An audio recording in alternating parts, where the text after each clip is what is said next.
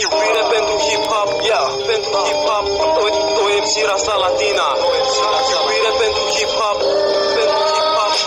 Doi MC Rasa Latina. Nu pot să tac deloc, fiindcă au trecut 2 ani și toți mai multe ca un joc cu noroc în care intru odată și nu mă mai joc, căci mi-am deschis o poartă în care nu așteaptă oameni ce poartă invidie și ură adunate la oaltă. Stop, oprește negativul, te rog să mă vadă toată lumea cum eu mă joc cu beat-ul și versul ca un copil ce învață și mersul. Te rog să agiri, că nu e pentru tine, măi, om senil.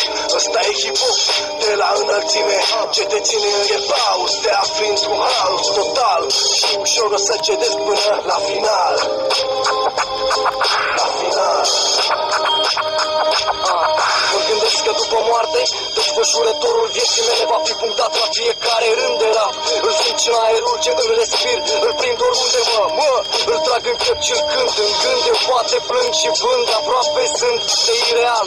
Nu-mi place asta, e elementar să țin piept cu viața, să dau mit la drag, să fiu împărat, nu slugă la palat.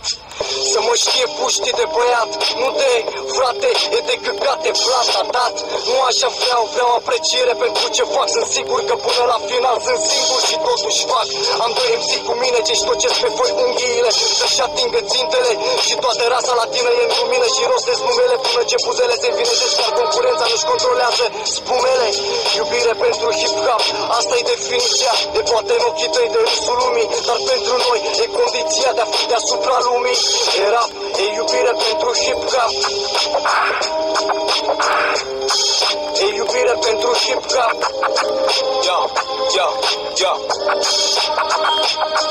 Dă-i foc, aprinde, arde până să stinge, dar ideea ce asculți greu ți se distinge.